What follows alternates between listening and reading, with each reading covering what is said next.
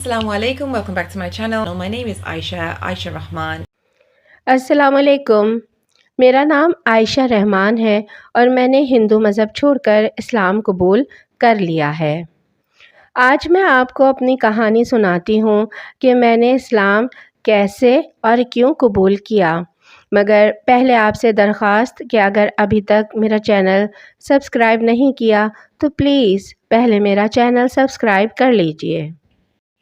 तो मैं आपको बताती हूँ कि मैं एक हिंदू घराने में पैदा हुई और मैं कोई बहुत ज़्यादा हिंदू धर्म पर अमल दरामद करने वाली लड़की नहीं थी, ना ही मैं बाकायदगी से मंदिर वगैरह जाती थी। दरअसल मुझे बचपन से ही ये बात समझ नहीं आती थी कि कैसे एक ही खुदा के बनाए गए इंसान मुख्तलिफ जाति में बटे हुए हैं और हर जाति के धर्म के एतबार से मुख्तलिफ भगवान हैं और कई मुख्तलिफ भगवान हमें एक ही रास्ते की तरफ और एक ही मंजिल की तरफ लेकर जाएंगे, क्योंकि बहरहाल निजात का रास्ता तो एक ही है और एक ही होना चाहिए और मंजिल भी एक ही होनी चाहिए।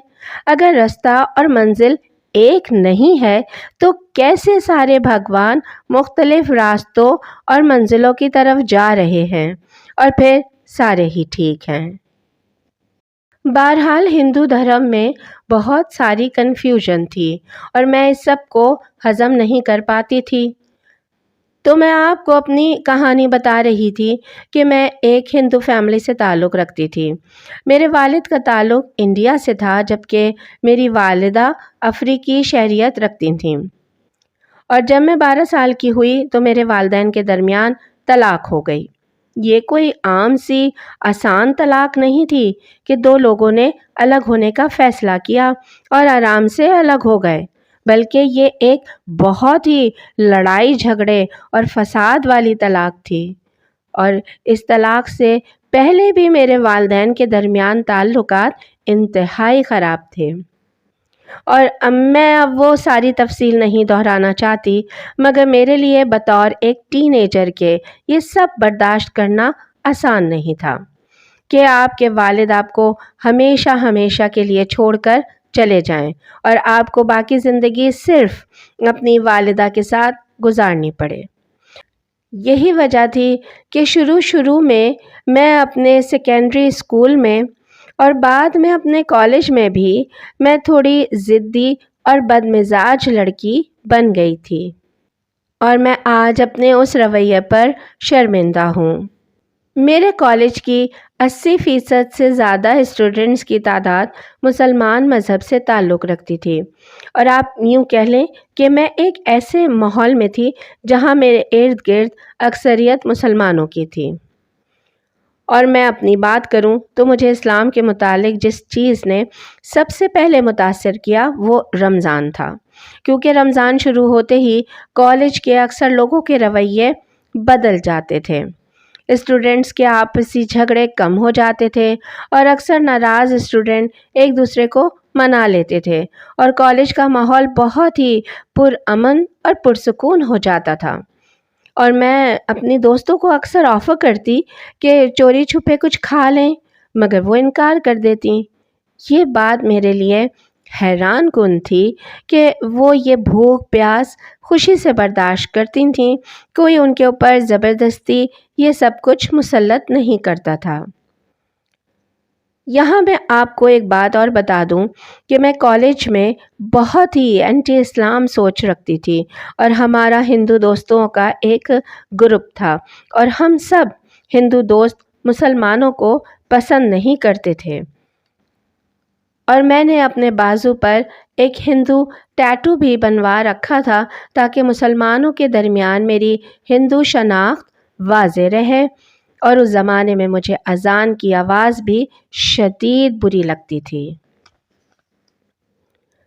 मेरी कहानी में बदलाव वाला लम्हा तब आया जब मेरे अपने ही एक हिंदू दोस्त से लड़ाई हो गई और उसने मुझे बहुत ज़्यादा लेट डाउन किया। इस वाक़े की तफसील में जाए बग़ैर मैं आपको बता दूं कि उस वाक़े के बाद से मैं बहुत ज़्यादा तन्हाई में रहने लगी थी اور میں وہ لڑکی تھی جو کبھی لائبریری نہیں گئی تھی، مگر اب کالج کے فارغ اوقات میں میرا اکثر ٹائم لائبریری میں ہی گزرتا تھا۔ پھر ہوا یوں کہ ایک دن میں لائبریری میں اسلامی کتب والے سیکشن سے گزر رہی تھی کہ میں نے ویسے ہی وہاں سے ایک کتاب اٹھا لی اور پڑھنا شروع کی۔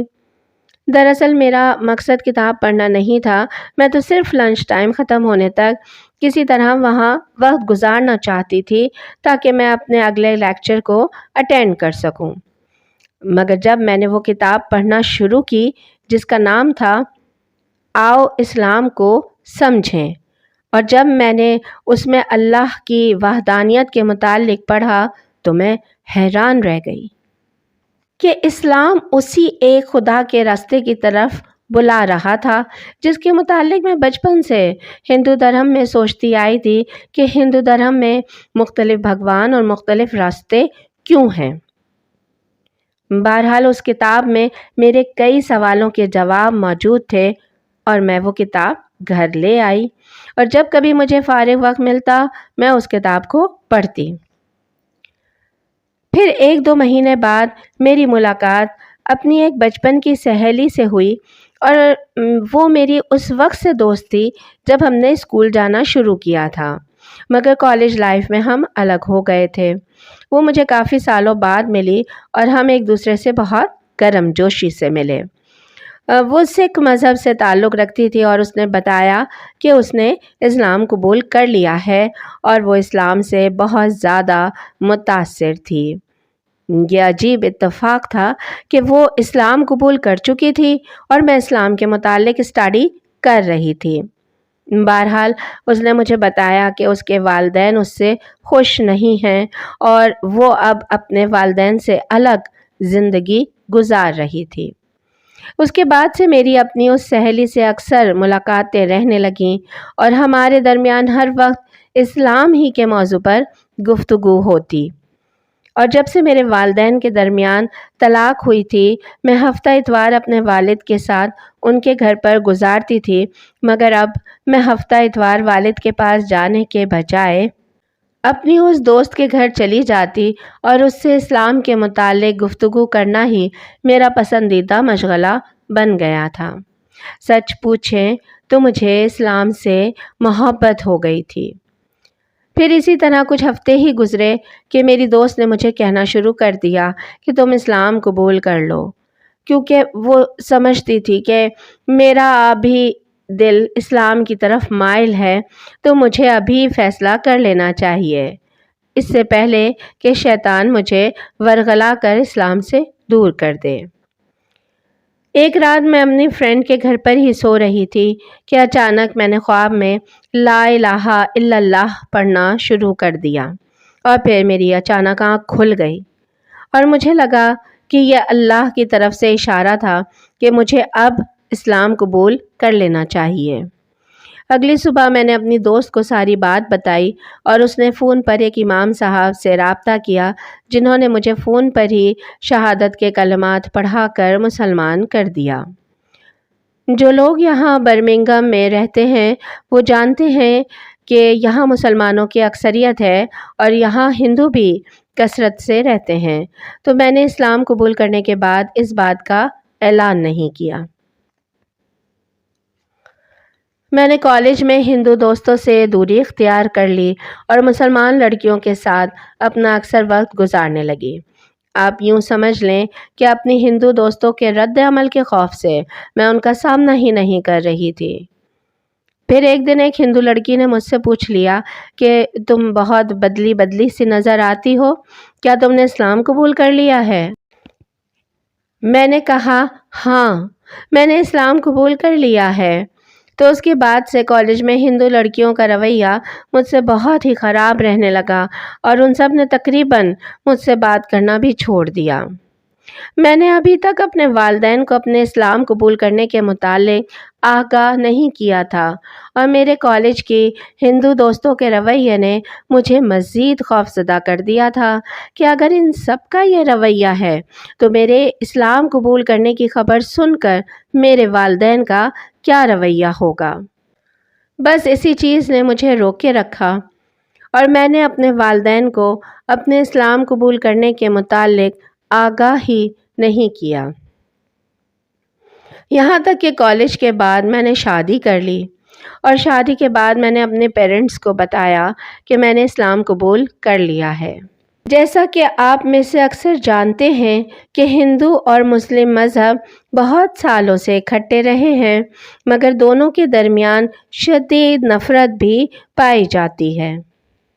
اس لیے میرے اسلام قبول کرنے کی خبر پر میرے والدین کا رد عمل بہت ہی شدید تھا اور انہوں نے مجھ سے مکمل قطع تعلق کر لیا اور انہوں نے مجھ سے ملنا چھوڑ دیا، یہاں تک کہ میرے گھر بیٹی کی پیدائش ہوئی اور وہ دونوں اپنی نواسی سے ملنے آئے اور انہوں نے سارے گلے شکوے بھلا کر مجھے گلے لگا لیا۔ میرے پیرنٹس دونوں ہی اپنی نواسی سے بہت محبت کرتے ہیں اور جب بھی میں اپنی والدہ کے پاس جاتی ہوں تو وہ خاص خیال کرتی ہیں کہ صرف وہی کھانا ہمارے آگے رکھیں جو کہ حلال ہے، اور وہ میرے لیے، میرے بچوں کے لیے کچھ بھی بائی کرتی ہیں تو اس کے انگریڈینٹس کو غور سے پڑھتی ہیں کہ اس میں کچھ بھی حرام نہ ہو۔ میں الحمدللہ اسلام قبول کرنے کے بعد سے اپنی زندگی میں بہت خوش اور بہت مطمئن ہوں۔ مجھے کبھی ایسا محسوس نہیں ہوتا کہ میں نے اسے اپنایا ہے۔ مجھے لگتا ہے کہ میں پیدائش سے ہی مسلمان تھی اور یہ میرا اپنا دین ہے۔ اپنا خیال رکھیے گا۔ السلام علیکم۔